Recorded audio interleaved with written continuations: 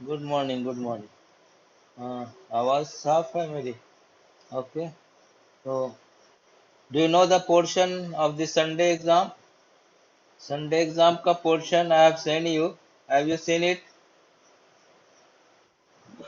हाँ, तो उसमें चूंकि हमने आगे पढ़ा दिया है, इसलिए वो केमिस्ट्री में only properties of acids and bases and introductory only, ऐसे हमने तुमको केमिकल प्रॉपर्टीज दोनों का बता दिया है, एसिड्स का भी और बेसिस का भी। और ये जो हमने भेजा है एक लिंक भेजेंगे, उसमें properties of acids and bases का वो है, वो भी देख लेना। और ये जो बायो है, बायो में कौन सा पोर्शन है? सर्कुलेटरी सिस्टम में ट्रांसपोर्टेशन ऑफ द, ये जो है transportation in human being, transportation in being में टोटल नहीं पढ़ना है, ओनली ब्लड, सिर्फ ब्लड का फंक्शन कंपोजिशन, समझे? बायो में ओनली ब्लड पढ़ना है। अभी जो पोर्शन है संडे का, पूरा हार्ट का फंक्शन हम बता दिया है, वो हार्ट का फंक्शन या डबल सर्कुलेशन देख लेना, बट तुमको मेन जो है वो ब्लड का फंक्शन एंड कंपोजिशन पे ज्यादा स्ट्रेस करना है, इसलिए कि रश्मि मैम ने आगे अभी हार्ट का फंक्शन नहीं पढ़ाया है। तो कंपोजिशन ऑफ ब्लड क्या क्या है ये मालूम है? Do you know what are the composition of blood? पहले ब्लड क्या है? What is blood? It is a fluid connecting tissue. Blood is a fluid connecting tissue. और the fluid matrix is called plasma. Liquid part जो होता है उसके अंदर blood में, वो क्या होता है? अगर कंपोजिशन ऑफ ब्लड पूछ दिया जाए तो how will you right? The fluid matrix of the blood is called plasma. And the solid parts है ना, the solid parts that is called corpuscles, that is suspended in the plasma. Main blood का क्या है? Main जो liquid matrix है वो plasma है, और जो सस्पेंडेड सॉलिड कार्पसल्स है वो प्लाज्मा में रहता है। और वो कितने तरह का होता है? How many types of it? That is three type, RBC, WBC and platelets. Blood corpuscles कितने तरह का होता है? तीन तरह का, RBC red blood cells, WBC white blood cells and platelets. RBC जो है उसका दूसरा नाम जानते हो? Do you know what is the other name of RBC? Erythrocytes. RBC is also known as erythrocytes. Erythrocytes. Erythrocytes. WBC is also known as leukocytes. LEUs, हाँ जानते हो ना ये सब। अगर आ जाए कि what are the composition of blood, तो तुमको लिखना होगा ना। कार्पसल्स जो है, जो प्लाज्मा में तैरता रहता है, वो तीन तरह का है। आरबीसी जो ऑक्सीजन को कैरी करता है, किसको करता है? ट्रांसपोर्ट किसको करता है? That oxygen transporting RBC. और डब्ल्यूबीसी का काम क्या है? वो जो है बैक्टीरिया वो उसको बाहरी इन्फेक्शन से बचाता है, prevents from the outer infection and it engulfs the bacteria. कोई हार्मफुल बैक्टीरिया उसको वो खा जाता है, WBC. It is known as leucocytes. जानते हो कि do you want to write it? जानते हो? आरबीसी, आरबीसी का नाम इरिथ्रोसाइट्स, डब्ल्यूबीसी का नाम लिकोसाइट्स, और प्लेटलेट्स का काम क्या है? What is the function of platelets? Blood clotting. हाँ तो, हाँ तो अगर आपको कोई पूछ दे कि what is a blood and what are the composition of blood, तो इतना चीज तो यू कैन राइट इजिली, लिख सकते हैं। अगर एग्जाम में आपसे पूछा जाए कि ब्लड क्या है और what is the composition of blood, तो यू कैन राइट इजिली, लिख लोगे आसानी से।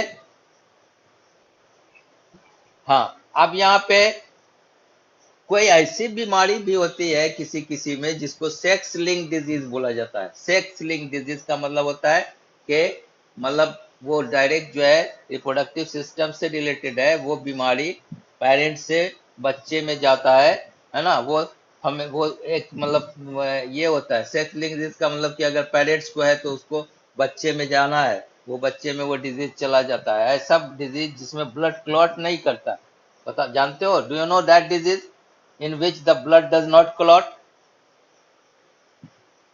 हेमोफीलिया एक डिजीज। हाँ, हेमोफीलिया, HAEMOPHILIA, हेमोफीलिया लिख लो। A disease in which blood does not clot, a disease in which blood does not clot, that is called hemophilia. A disease in which blood does not clot is known as hemophilia. HAEMOPHILIA, hemophilia. A disease in which blood does not clot, that is called hemophilia. Hemophilia. A disease in which blood does not clot, that is called what? It is called haemophilia. तो ऐसे patient का अगर operation वगैरह करना होता है, समझे, तो एक इंजेक्शन आता है, इंजेक्शन पहले डाल दिया जाता है। अगर ऑपरेशन है या इंजरी हो गया उसका, तो वैसे में तो ऑपरेशन करेगा, सारा ब्लड उसका निकल जाएगा, क्लॉट ही नहीं करेगा, क्योंकि प्लेटलेट्स के अंदर प्रॉब्लम होता है। तो उसको ऐसा इंजेक्शन दिया जाता है प्लेटलेट्स वगैरह का, जिससे कि वो ब्लड क्लॉट कर सके, otherwise the person will not survive. अगर कोई एक्सीडेंट हो गया तो तुरंत वो ब्लड क्लॉट ही नहीं करता है। और ब्लड क्लॉट करने के लिए जो प्लेटलेट्स होता है, which platelets is responsible for it? Thrombocytes, इसको बोलते हैं thrombocytes। The platelets which useful in blood clotting is thrombocytes। अब तुमको इतना जैसे ब्लड का कंपोजिशन हो गया, अब उसका फंक्शन। तो फंक्शन में तो तुम जानते हो कि ब्लड क्या क्या ट्रांसपोर्ट करता है। Do you no main function transport? ये जो वास्कुलर, जैसे प्लांट में वास्कुलर टिश्यू होता है ना, प्लांट में वास्कुलर टिश्यू क्या होता है? What are the vascular tissue in the plant? Xylem and phloem, जो ट्रांसपोर्टेशन करता है। जाइलम वाटर मिनरल्स को कैरी करता है, फ्लोएम फूड को करता है। उसी तरह एनिमल में अगर पूछ दे कि what are the vascular tissue या वास्कुलर कंपोनेंट्स इन एनिमल, तो क्या होगा वास्कुलर में? हमारा blood and lymph, blood and lymph है ना, दो। तो ब्लड का, हाँ लिम्फ भी। तो ब्लड कलर, ये लिम्फ कलरलेस होता है क्योंकि उसमें आयरन नहीं होता है। ब्लड हेमोग्लोबिन की वजह से ब्राउन कलर का होता है, रेड इन कलर होता है, due to the presence of iron. तो हेमोग्लोबिन जो है ऑक्सीजन कैरियर, ये कंपोनेंट्स है। तो अब इसमें क्या क्या करता है? पहला फंक्शन है ब्लड का कि ये ट्रांसपोर्ट करता है, क्या क्या करता है? ऑक्सीजन को कैरी करता है, न्यूट्रिएंट्स को कैरी करता है, और हार्मोन्स को कैरी करता है। ठीक है, क्या क्या करता है? Maintain temperature of the body. Very good. क्योंकि जानते हो, ये जो क्लासिफिकेशन में पढ़े हो डाइवर्सिटी में, कि हमारे अंदर जो बर्ड्स और मैमल्स, दो एनिमल हैं जिसका बॉडी टेम्परेचर कांस्टेंट होता है, जिसको वार्म ब्लडेड एनिमल कहा जाता है। और जो अंडा देने वाला जानवर है उसको बोलते हैं ओविपेरस एनिमल, और मैमल्स को वाइविपेरस बोलते हैं। The animal which give direct birth to young ones, उसको वाइविपेरस बोलते हैं, जैसे mammal.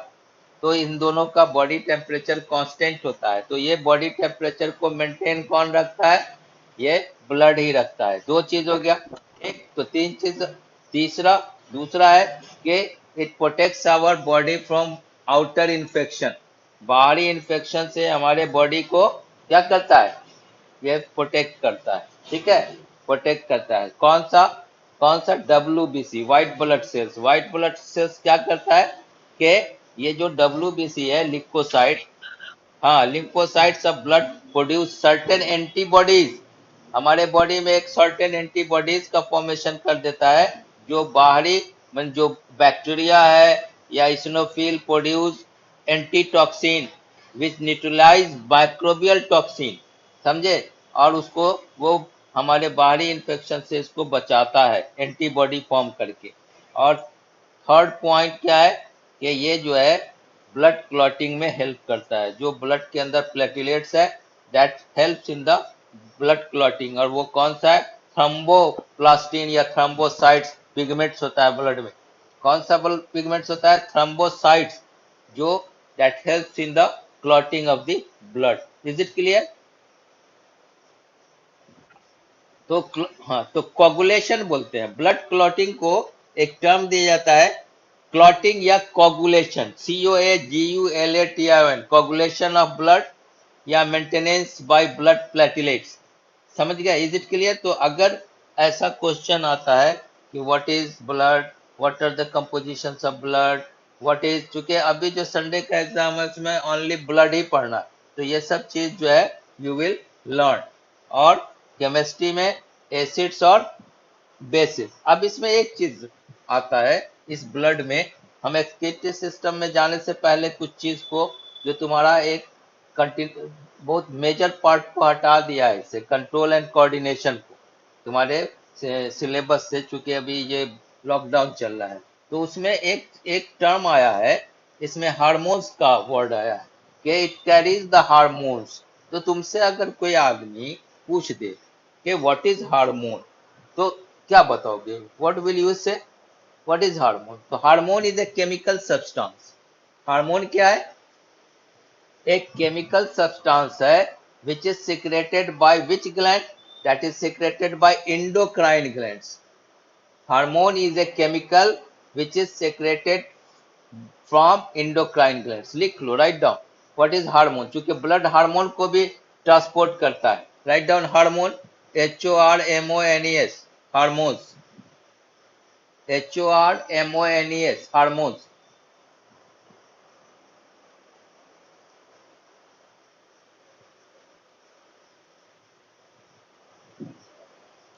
Hormones is a chemical. Hormones is a chemical which is secreted from endocrine glands. Hormone is a chemical which is secreted from endocrine glands.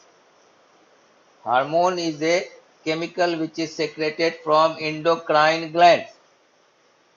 लिख लिया? अब पूछ दे कोई कि what is endocrine glands?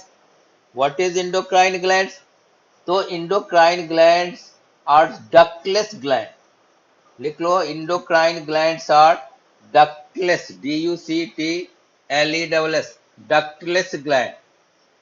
Endocrine glands are ductless gland.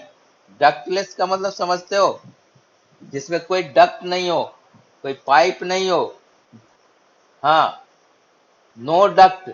कैसे कैसे वो काम करता है हार्मोन?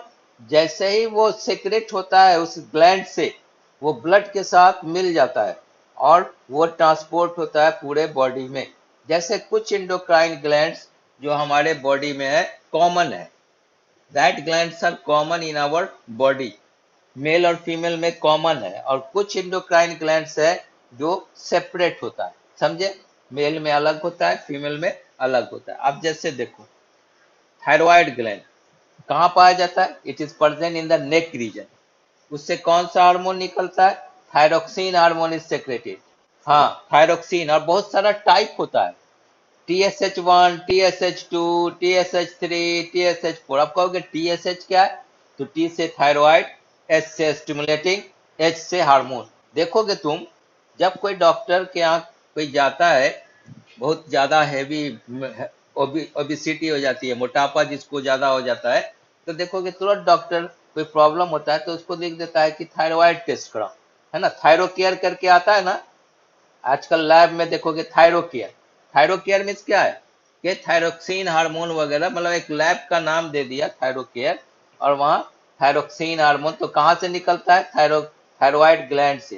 कहाँ पाया जाता है? नेक रीजन में, गर्दन में। वही अगर स्वेल कर जाता है, अगर ये जो थायराइड ग्लैंड स्वेल कर जाता है, तो उसी को ग्वाइटर बोलते हैं।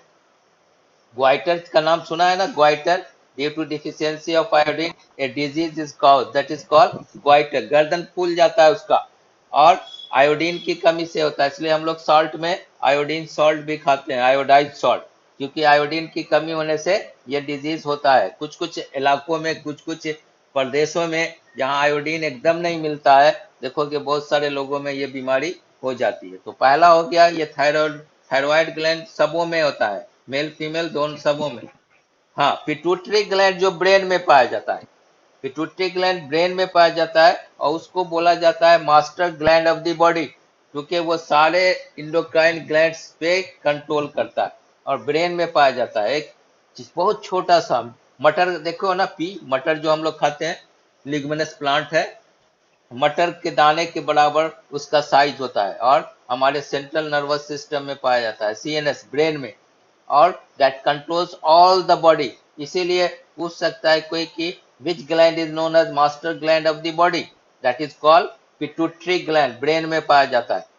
तीसरा तुम्हारा एक इमरजेंसी हार्मोन जिसको बोलते हैं एडिनलिन हार्मोन, एडिनल ग्लैंड से निकलता है। कहाँ से निकलता है? एडिनल ग्लैंड किडनी के ऊपर। हाँ, एडिनल ग्लैंड किडनी के ऊपर होता है, ADRENL। उसका क्या काम है कि जब भी देखोगे तुमको, जब कोई घबराहट होगा, बहुत ज्यादा डर जाओगे, हाँ, क्या एग्जाम कैसा होगा, फिक्र में रहते हो, अभी लॉकडाउन चल रहा है, क्या होगा नहीं होगा, तो ये सब से घबराहट जो होने लगता है, हार्ट बीट, तो ये डायरेक्ट कंट्रोल करता है हार्ट को, और यही हार्मोन निकलता है, एडिनलिन हार्मोन, इमरजेंसी हार्मोन। इसके निकलने से यूरिन का फॉर्मेशन ज्यादा होता है, समझे? इसलिए जब डर लगता है या कोई एग्जामिनेशन का टाइम आता है तो देखोगे बच्चे को ज्यादा यूरिनल के लिए जाता है, इसलिए कि इस हार्मोन का सेक्रेशन बढ़ जाता है इस ग्लैंड से, एडिनल ग्लैंड से, समझे? तो ये सब कॉमन है एडिनल ग्लैंड। एक हार्मोन होता है इंसुलिन हार्मोन, सुना है इंसुलिन हार्मोन का नाम? डायबिटीज, इंसुलिन हार्मोन के बढ़ जाने से डायबिटीज हो जाता है, ब्लड ये जो है शुगर का लेवल बढ़ जाता है ब्लड में। हाँ, शुगर का लेवल बढ़ जाता है, इसलिए हम इंजेक्शन कौन सा देते हैं? इंसुलिन का इंजेक्शन देना पड़ता है कंट्रोल करने के लिए। It is A hormone, insulin is a hormone, समझे? और ये हार्मोन जो है कहाँ से निकलता है? हाँ हाँ, पाराथायरॉइड उसी थायराइड के बगल में ही होता है, वो उसका पार्ट है, थायराइड ग्लैंड का ही पाराथायरॉइड। अब जब सुन लो पहले, तुम चूंकि ये इंपॉर्टेंट चैप्टर था, हट गया, तो हम कुछ उसका इंट्रोडक्शन तुमको जरूर बता दें ताकि तुम लोग नॉलेज भी गेन कर सको। तो ये तुम्हारा हो गया इंसुलिन हार्मोन। इंसुलिन हार्मोन निकलता है islet of Langerhans, ISLET, islet of Langerhans, LANGERHANS कहलाता है। इसी से एक हार्मोन का सेक्रेशन होता है insulin, that controls the sugar level in the blood. और अगर यही किसी का सेक्रेशन अगर क्या होता है, बढ़ कम जाता है, तो इंसुलिन का इंजेक्शन देना पड़ता है। Insulin is a hormone. Next है तुम्हारा एक जो तुम्हारा सेक्स से रिलेटेड है, जैसे मेल में, मेल में वन पेयर टेस्टिस होता है, टेस्टिस जो एब्डोमिनल कैविटी के बाहर होता है, समझे? और ये सेक्सुअल कैरेक्टर से रिलेटेड है ना, one pair testis that is present in the male. और उससे जो हार्मोन, मेन हार्मोन निकलता है टेस्टोस्टेरोन। कौन सा हार्मोन निकलता है? टेस्टोस्टेरोन। इसका काम क्या है बताते हैं, सेकेंडरी सेक्सुअल कैरेक्टर को डेवलप करता है। आप कहोगे सेकेंडरी सेक्सुअल का प्राइमरी सेक्सुअल कैरेक्टर क्या है? सेकेंडरी सेक्सुअल कैरेक्टर होता है कि मर्द के अंदर जो मर्द मेल वाला फीलिंग्स होता है, जैसे मस्टैच, बियर्ड, आर्म पिट के अंदर हेयर्स, ये सब जो पार्ट्स है, कुछ जो हेयर्स वगैरह निकलता है, या मेल का आवाज भारी हो जाता है ना, वॉइस में भारीपन आना एडल्ट जब होने लगता है, तो ये सब जो कैरेक्टर है सेकेंडरी सेक्सुअल कैरेक्टर, वो किससे, किस हार्मोन से निकलता है? टेस्टोस्टेरोन। और वन पेयर टेस्टिस से निकलता है, वहीं से स्पर्म भी निकलता है, स्पर्म जिसको हम मेल गैमेट्स बोलते हैं, और ओवरी से फीमेल गैमेट्स एग निकलता है, वो जब हम रिप्रोडक्शन पढ़ाएंगे उसमें बताएंगे। अब फीमेल में वन पेयर ओवरी होता है जो एब्डोमिनल कैविटी के अंदर होता है, एक जोड़ा ओवरी होता है ना, यूट्रस के पास होता है। तो उससे कौन सा हार्मोन निकलता है? Oestrogen, progesterone, relaxin. तो रिलैक्सिन हार्मोन जो होता है वो प्रेगनेंसी के टाइम में निकलता है, जब बच्चा पैदा होने का टाइम होता है फीमेल में, तो उस टाइम में रिलैक्सिन हार्मोन निकलता है, वो पैसेज को चिकना करके वो जो है यंग वंस जो बच्चा होता है उसको बाहर निकालने में हेल्प करता है, दैट इज रिलैक्सिन हार्मोन। और एस्ट्रोजन और प्रोजेस्टेरोन हार्मोन जो है वो सेकेंडरी सेक्सुअल कैरेक्टर फीमेल में डेवलप करता है, जैसे आवाज का पतला होना, स्वीटनेस, फ्रीक्वेंसी उसका जो, जैसे कभी कभी पूछता है ना, फिर साउंड में पढ़ोगे कि मच्छर और शेर की आवाज में किसका जो है वो फ्रीक्वेंसी ज्यादा है, तो श्रिलनेस, श्रिलनेस ज्यादा होता है किस में, फीमेल वॉइस में। तो फीमेल वॉइस में जो पतलापन आता है वो इसी हार्मोन की वजह से होता है, ओवरी हार्मोन। अब दूसरी चीज, ये जो हमारे पूरे बॉडी में कोऑर्डिनेशन होता है, कोऑर्डिनेशन, समझ रहे हो ना, कोऑर्डिनेशन मतलब तालमेल, पूरा मेटाबॉलिक फंक्शन जो बॉडी के अंदर होता है उसको कंट्रोल दो ही पार्ट करता है। एक नर्वस सिस्टम का जो यूनिट होता है न्यूरॉन, है ना, नर्वस सिस्टम का यूनिट जो हो गया न्यूरॉन, वन न्यूरॉन, न्यूरॉन का स्ट्रक्चर पढ़े थे ना नाइन्थ में, सेल बॉडी एक्सॉन होता है, एक्सॉन है, साइटोन, एक्सॉन, डेंड्राइट्स, ये सब पढ़े थे। तो it is the one unit of the brain, that is nervous system. और दूसरा होता है कंट्रोल सिस्टम करने के लिए हार्मोन जो इंडोक्राइन ग्लैंड से निकलता है। यही दो सिस्टम मिल करके पूरे बॉडी में कंट्रोलिंग करता है, कोऑर्डिनेशन करता है। और ये जो न्यूरॉन है इसका क्या काम था, इम्पल्स को ब्रेन तक ले जाता है और ब्रेन से इम्पल्स को फिर वापस लाता है। इज इट क्लियर, समझ में आया ये? हम चूंकि हार्मोन का, हार्मोन्स का टर्म आया इसलिए हमने पूरे इंडोक्राइनोलॉजी के बारे में थोड़ा बहुत जानकारी दिया। और दूसरी चीज, प्लांट हार्मोन्स में उसको फाइटो हार्मोन बोलते हैं, phyto, PHYTO, phyto means plant होता है, फाइटो हार्मोन्स प्लांट हार्मोन, और एनिमल हार्मोन्स। कभी कभी क्वेश्चन पिछली बार आया था कि name two phyto hormones and two animals hormone. तो फाइटो हार्मोन्स चूंकि अभी कंट्रोलिंग सिस्टम को तुम्हारे हटा ही दिया है, लेकिन जान लो कि प्लांट में ऑक्सीन, जिब्रेलिन, रिलैक्सिन, ये सब प्लांट हार्मोन है। Oxygen, AUXIN oxygen, gibberellin, GIBBRELIN gibberellin, and oxygen, gibberellin, और एब्सेसिक एसिड भी होता है। एब्सेसिक एसिड जो लीफ वगैरह गिरता है फॉल होकर के, उसमें एब्सेसिक एसिड होता है, उसको प्लांट हार्मोन बोलेंगे। एनिमल हार्मोन में तो बहुत सारा तुम जानते हो, थायरोक्सिन है, इंसुलिन है, हाँ, और टेस्टोस्टेरोन है, एस्ट्रोजिन है, प्रोजेस्टेरोन है, रिलैक्सिन है। एक हार्मोन और तुमको बता रहे हैं जो पाया जाता है किसमें, फीमेल ही में पाया जाता है, और उसका नाम है ऑक्सीटोसिन। ऑक्सीटोसिन का नाम सुना है, हैव यू हर्ड? ऑक्सीटोसिन वो क्या होता है बताते हैं। तुमने कभी गाय को या भैंस को, जब उसका बाछा जो का मर जाता है, तो देखे होगे मिल्कमैन को एक इंजेक्शन लेकर के दवा की दुकान से जाता है और उसको उस पे लगा देता है, तब मिल्क का सेक्रेशन होता है। Have you scene, have you heard, सुना है इंजेक्शन लगा करके मिल्क जो निकाला जाता है? हाँ, तो उस हार्मोन का नाम है ऑक्सीटोसिन, OXYTOCIN, ऑक्सीटोसिन एक हार्मोन है।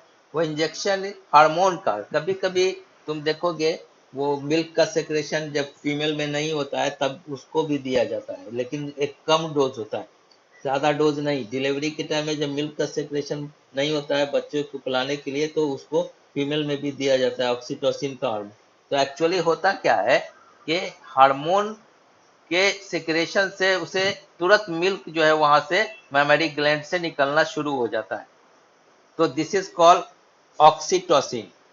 ये एक मेंटल, ये है ब्रेन से भी रिलेटेड केस है। जैसे कभी तुमने देखा होगा कि जब कोई जानवर का बच्चे का डेथ हो जाता है तो उसका एक नकली बच्चा बना करके, भूसा वगैरह भर करके और उसके स्किन को लगा करके बाछा बना करके गाय के सामने रख दिया जाता है, जिसमें इंजेक्शन नहीं दिया जाता है। तो उसके सामने रखने का सेंस क्या है, क्या मतलब बताओ? व्हाट इज द सेंस कि उस बच्चे को सामने रख दिया और हम मिल्क, दूध दूध लिया, क्या मतलब होता है? माँ को जब ये लगता है कि ये मेरा बच्चा है और उसे हमें दूध पिलाना है, तो ऑटोमेटिकली ये हार्मोन वहां से सीक्रेट होने लगता है automatically. This is involuntary action. पढ़े हो ना, मसल्स तीन तरह का होता है, voluntary, involuntary and cardiac muscles. Ninth में पढ़ोगे voluntary, voluntary muscles that is control by your will, involuntary muscle which does not control by your will, और कार्डियक मसल्स तो स्पेशली हार्ट में पाया जाता है। तो यहाँ पर जब उस भैंस को या गाय को ये लगता है कि मेरा बच्चा सामने है, तो ऑटोमेटिकली वो उसको दुलार प्यार करने लगती है, और उसका हार्मोन जो ऑक्सीटोसिन है उस इंडोक्राइन ग्लैंड से निकलना शुरू हो जाता है ऑटोमेटिकली, सब इनवॉलंटरी है। और मिल्कमैन जो है वो दूध लेता है, दूध को समझ गए। तो ये सब ऑटोमेटिक होता है, इनवॉलंटरी होता है। तो कौन सा हार्मोन निकलता है उससे? Which hormone is secreted? Oxytocin. तो इतना चीज हम तुमको बताया इंडोक्राइन सिस्टम से, हार्मोन्स का, जो अभी तुम्हारे सिलेबस से खत्म कर दिया, लेकिन that is very important, you should know. चूंकि अभी ब्लड के फंक्शन में तुम हार्मोन का लाइन आता है कि transported hormone through the blood. तो हार्मोन कोई पूछ देगा क्या है, व्हाट इज हार्मोन और कहाँ से निकलता है, तो इंडोक्राइन ग्लैंड से निकलता है। इंडोक्राइन ग्लैंड क्या है, तो इट इज डक्टलेस ग्लैंड। कौन कौन इंडोक्राइन ग्लैंड है जो कॉमन है मेल फीमेल में, कौन सा मेल में पाया जाता है, कौन सा फीमेल में पाया, ये सब जानना चाहिए, you should know, that is important, that is the general knowledge का भी ये चीज। अब इतना चीज जानने के बाद अब हमें बताइए आप कि आप लोग केमिस्ट्री में एसिड बेस का पूरा जितना हमने बताया है रिएक्शन वगैरह सब याद कर लिया है? Did you learn? वो मेटल के साथ रिएक्शन, मेटल कार्बोनेट और बाइकार्बोनेट के साथ रिएक्शन, मेटल सब नहीं, तो उसको ऐसे तुम, हाँ संडे के एग्जाम में उतना देखो, हम जैसा बता रहे हैं कि रश्मि मैम ने उतना डीप में नहीं, सिर्फ इंट्रोडक्टरी बोला है, तो फिजिकल प्रॉपर्टीज तो याद ही कर लेना, और केमिकल प्रॉपर्टीज में जितना हमने बताया है उतना जरूर देख लेना, और ब्लड का फंक्शन, ब्लड का कंपोजिशन, ये हार्ट का पूरा नहीं देखना, ये सब याद कर लेना। अब तुम्हारा आ जाता है जो अभी हमें आज मेन पढ़ाना था, क्या पढ़ाना था? एक्सक्रीशन। एक्सक्रीशन हमने क्या बताया था कि it is a process in which the harmful substance or toxic substance that is removed by the body, and this process is called excretion।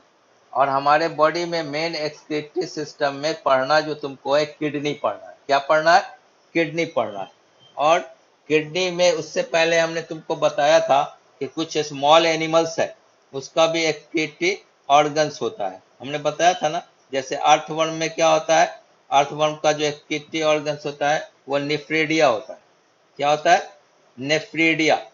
Amoeba में पूरा बॉडी सरफेस होता है, अमीबा में कॉन्ट्रेक्टाइल वाहिकुल बताए थे, लेकिन वो जो, चूंकि उसके अंदर यूनिसेलुलर ऑर्गेनिज्म में कोई ऑर्गन्स नहीं ना होता है, that all the metabolic functions that are perform by one cell, तो उसके अंदर देयर इज नो ऑर्गन। तो वो क्या करता है, वो जो एक्सक्रीटरी सिस्टम है, बॉडी सरफेस से ही ऑक्सीजन CO2 का रेगुलेशन होता है या ट्रांसपोर्टेशन होता है। तो बॉडी सरफेस या उसी को कॉन्ट्रेक्टाइल वाहिकुल भी कर सकते हो, बॉडी के सरफेस से। टेप वर्म में लिखाया था फ्लेम सेल्स, टेप वर्म में जो एक्सक्रीटरी ऑर्गन्स होता है फ्लेम सेल्स, अर्थवर्म में निफ्रेडिया, कॉकरोच में मल्फिगियन ट्यूब्यूल्स लिखाए थे ना, बोले थे लर्न करने के लिए। और जो मल्टी सेलुलर एनिमल है उसमें स्पेशल जो एक्सक्रीटरी ऑर्गन्स होता है किडनी होता है। Is it clear? अब जो तुम्हें किडनी है उसका आज मेन चीज ये समझो कि have you scene kidney? Kidney देखा है किसी जानवर वगैरह का? जो नॉनवेज है वो देखे होंगे, नॉनवेज में मटन वगैरह का जो देखते हो, वन पेयर किडनी हम लोग में पाया जाता है। और वन पेयर किडनी जो है किस कलर का होता है? ये ब्राउन कलर का, और बीन शेप्ड होता है, बीन शेप। बीन देखा है? सेम का बीज को देखो, सेम का बीज छोटा सा है, उससे बड़ा साइज होता है। तो हाँ, बीन शेप। ये राजमा, राजमा खाए हो ना तुम लोग? हाँ, राजमा, राजमा का कलर जैसा होता है ना, एकदम ठीक वही कलर का किडनी होता है, और साइज में बड़ा होता है। साइज में क्या होता है? उसका साइज बड़ा होता है। और one pair kidney, bean shape, brown in colour.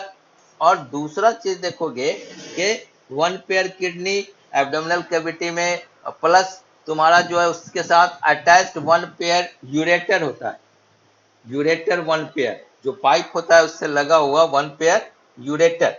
So a pair of kidney is located in the abdominal cavity and they are attached to the dorsal body wall, one on either side of the vertebral column. Vertebral column के दोनों side that is present. Kidney का काम क्या है? Nitrogenous waste को वो बाहर करता है. नाइट्रोजनस वेस्ट में क्या क्या होता है? यूरिया, अमोनिया, यूरिक एसिड, ये सब हमारे लिए हार्मफुल है बॉडी के लिए. ये नाइट्रोजनस वेस्ट को बॉडी से बाहर करता है. It removes nitrogenous waste from the body. और नाइट्रोजनस वेस्ट में क्या क्या आ जाता है? यूरिया. यूरिया एक फर्टिलाइजर है. उसका फॉर्मूला जानते हो? Do you know the formula of urea? NH2CONH2 लिख लो. यूरिया का फॉर्मूला NH2CONH2, डाइएमाइड बोला जाता है. NH2CONH2. What is the formula of urea? NH2CONH2. CONH2. हाँ, डाइएमाइड बोलते हैं. एमाइड फंक्शनल ग्रुप होता है, CONH2 को एमाइड बोलते हैं. तो यूरिया का फॉर्मूला हो गया NH2CONH2, अमोनिया का NH3. यूरिक एसिड बढ़ जाने से मसल्स में पेन होने लगता है. इसीलिए देखोगे पैथोलॉजी वगैरह में डॉक्टर कहता है यूरिक एसिड का टेस्ट कराइए अगर ज्वाइंट पेन होता है या कुछ. तो ये सब किडनी से नाइट्रोजनस वेस्ट बाहर आता है. The waste should come because it is toxic, it is harmful for the body, otherwise it will harm our body. अब तुम देखो जिस तरह से लंग्स में डीऑक्सीजनेटेड ब्लड जाता है, लंग्स में डीऑक्सीजनेटेड ब्लड मतलब के impure blood, carbon dioxide containing blood जाता है तो लंग्स CO2 को ले लेता है और प्योर ब्लड को सेंड करता है, जो तुम्हारा ये आता है किसमें? लेफ्ट ऑरिकल से लेफ्ट वेंट्रिकल में, और फिर पूरे बॉडी में डिस्ट्रीब्यूट होता है, हार्ट में पड़े. तो यहाँ पे किडनी फिल्टर का काम करता है. किडनी क्या करता है? ये जो ब्लड के अंदर जो यूजफुल सब्सटेंस है उसको फिल्टर कर देता है और waste product like nitrogenous waste like urea, ammonia, uric acid को बाहर करता है. वन पेयर किडनी जो अटैच रहता है यूरेटर से. और यूरेटर कहाँ खुलता है जाकर के? It opens in the urinary bladder. वहां बहुत देर तक वो यूरिन स्टोर्ड होता है फिल्टर होने के बाद. और जब ऑस्मेटिक उसका प्रेशर बढ़ने लगता है तो यू फील यूरिनल. तो तुम फील करते हो कि नहीं अब स्टोर्ड हो गया, बहुत ज्यादा हो गया, अब हमें जाना चाहिए, फीलिंग होने लगता है. तो that comes out from the urethra. तो this is the structure of kidney. One pair kidney that is attach with the one pair ureter. हर एक किडनी से एक यूरेटर अटैच होता है, वो जाकर के मिलता है कहाँ पे? Urinary bladder. And urinary bladder एक पाइप से एक यूरिथ्रा जिसको बोलते हैं उससे निकलता है, पैसेज होता है जो यूरिन बाहर आता है. तो this is the structure of kidney. Are you listening me? तो हाँ, तो ये तुम्हारा किडनी का एक स्ट्रक्चर हुआ. अब उसमें यूरिन का कंपोजिशन है और ये जो उसका एनाटोमी होता है, एनाटोमी समझते हो? एनाटोमी बोलते हैं इंटरनल स्ट्रक्चर. उसको काटते हैं किडनी को तो इंटरनल स्ट्रक्चर जो होता है उसका, उसको तुम्हारे एनसीईआरटी में ज्यादा डेप्थ में नहीं दिया है. कुछ पार्ट दिया है, जैसे एक कप लाइक स्ट्रक्चर जिसको बॉमन्स कैप्सूल कहते हैं, एक U like structure loop of Henle होता है. कैसे जो है वो फिल्टर्ड यूरिन जो है वो बॉडी के अंदर ये ऑब्जर्व होता है, फिर उसके बाद फिल्टर्ड होता है, इस तरह से पास होकर के यूरिथ्रा से आता है. ज्यादा डिटेल्स में नहीं है. फिर आपका किडनी का फंक्शन, ये जो है यूरिन का कंपोजिशन, किडनी का स्ट्रक्चर है. और ये दो तीन इंपॉर्टेंट पॉइंट्स है जो हम आपको डिस्कस करेंगे, कल डिस्कस करेंगे. उसके बाद फिर कल हम छोड़ देते हैं इसको, कल हम फिर वही एग्जाम के लिए ही जो चीज होगा वो डिस्कस करेंगे. कल हम ये पूरा अगले क्लास में ही करेंगे बायो की. तो इतना चीज जो है आज जितना हमने बताया है, ब्लड को पढ़ लेना अच्छे से, एसिड बेस को पढ़ लेना संडे एग्जाम के लिए. कल फिर हम उसी को रिवाइज कराएंगे. अभी बहुत सारा टाइम है हाफ ईयरली के लिए प्लस ये सब. तो आप आज इतना ही रहने देते हैं. Okay, thank you.